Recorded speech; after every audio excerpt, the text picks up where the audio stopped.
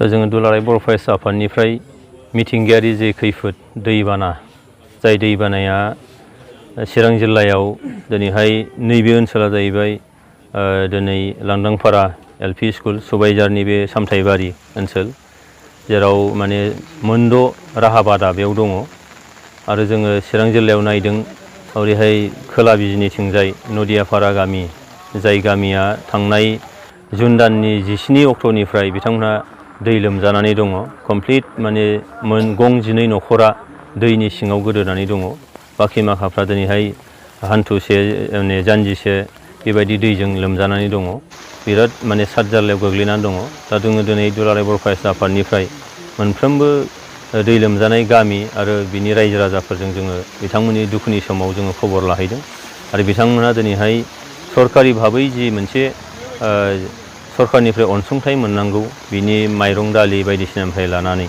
लोगोसेयैनो दिनैहाय कर'ना भाइरासआ सारा बुहुमनाङै साग्लोबसारदों महामारि मोनसे बेमार हिसाबै बिथाङा साग्लोबसारदों दा दिनै बे बेलायाव राहा बादा होननानै बुङोब्ला दिनै एलपि स्कुलाव थानाय जादों जेराव गामि दरसेनि नोङो 60 70 80 100 गाहाम माने न'खरनि सुबुंफ्रा उन्दै उन्दै गथ'सानिफ्राय लानानै एखेबारे माने बैसो जानाय बोराय बुरैसिम बेयाव जमायै थानांदों जेराव दिनै ससियेल डिस्टेन्सिंनि बाथ्रा बुंदों जेराव दिनै मास्क गाननायनि बाथ्रा बुंदों दा दिनैहाय बे बेमारा जेराव नोङो खाथि खाथि थाजाबनो मोना मोनसे न'आवनो जयै थाजाबाय थानाया बे बेरामनि थाखाय जोबोद गिख्रंथाव गुबुन फारसे जोंहा जेबो राहाबो गैया दिनै रायजो राजाफ्रा गावनि जिउखौ माने दान होनानै थानाय बायदि अबस्था गुबुन फारसे मिथिंगानि नारानाथात मोनसे दैनिजों खहा जानाय साग्लोबसारनाय सय सम्पति नोङो खहा जाजानाय माइ गोजावलांदों जि जोम गोजावलांजादों न' बां माने इन्जुरफ्रा बायग्लुंजोबदों जेरावनाखि आबाद फोथारा दिनैहाय नों दैजों माने 15-20 दिन लोमजानानै थाबाय बहाबा नोङो जानजिसे जेरबासे नोङो बाला बा हा फबजाबाय दा बेयाव दिनै फारफ्रोम बिथिंनिफ्रायबो सिलिंखार मोनसे थासारि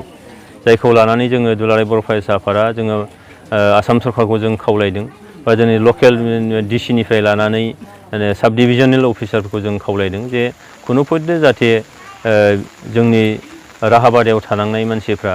माने रेसननि जाहाथे खुनु माने आंखाल जाहाथे जाया बेजों लोगोसे थाफानाय माखासे नांजाफानाय मुवा बेसादफोर जेरैहाय गाननाय जोमनायनिफ्राय लानानै बिनिफ्राय दिनैहाय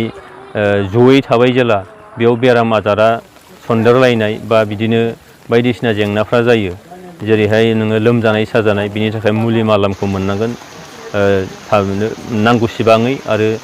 नांगौ जखायै आरो थाबैनो जि समाव नांगौ बेखौ मोननांगोन गुबुन फारसे राहा बादाफ्राव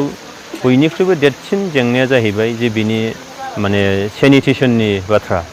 जेराव नोङो सोरगिदिं दै लोमजोबबाय बे सेनिटेसननि मोनसे प्रब्लेमा जोबोरैनो दङ दा बिनिबो बोरैबा अल्टारनेटिभ राहा जाहाथे सरकारा खालामनानै होयो जों बेखौ सरकारखौ खावलायदों आरो दिनै जों नुदों जे गोबांनियानो जि जोमा अखा हाबाय रानाखै गोबाङा माने न'निफ्राय जि जोम लाबोनो हायाखै गथ'फोरनि गाननाय जोमनाया गैया फारसेजों जानाय आदार गथ'फोरनि आदार बेबो दिनै थोजासे नङा दा बे गासैखौबो लानानै दिनै सरकारा माइरं दालि होब्लाल'नो जानाय नङा प्रसासना माइरं दालि होबाल'नो जानाय नङा जे बेयाव नों गाननाय जोमनायखौबो नांगोन मुलि मालामखौबो नांगोन गथ'फोरनि आदारखौ नांगोन सेनिटेसननि प्रब्लेम जादों बेखौ होनांगोन माइ माइरंनि बाथ्राखौ बोरैहाय सुफुंफिननो हायो आबाद फोथारा दिनैहाय सिलिंखार जाजोब्बाय सेवजोबलांबाय फबजालांबाय न' बाङा जिहं फाहं जाबाय दा बेफोरखौ बोरैहाय खालामनो हायो बे गासैखौबो दिनै दुलाराय बर' फरायसा आफादा जों नोजोर होदों आरो सरकारनि खाथियाव दाबि खालामदों जों दुलाराय बर' फरायसा आफादनिफ्राय दिनैहाय आसाम सरकारल' नङा भारत सरकारखौबो जों खावलायदों जे आसामनि दैबाना जिथु जाय दैबानाजों कौटि कौटि थाखा दिनै आसामनि सय सम्पति न'खरफोरनि सय सम्पतिफ्रा दिनै सिलिंखार जायो माने लाख लाख माने बिगा हाया दिनैहाय फबजायो आबादफ्रा नस्थ' जायो दा बिनि थाखायनो बे आसामनि दैबानाखौ मोनसे नेसनेल मोनसे इसु हिसाबै नेसनेल प्रब्लेम हिसाबै बेखौ लानांगौ जों दाबि खालामदों नङाब्ला दिनैहाय नोङो दैमाफोरनि जे अबस्था हा खुरखानाय फारसेजों नोङो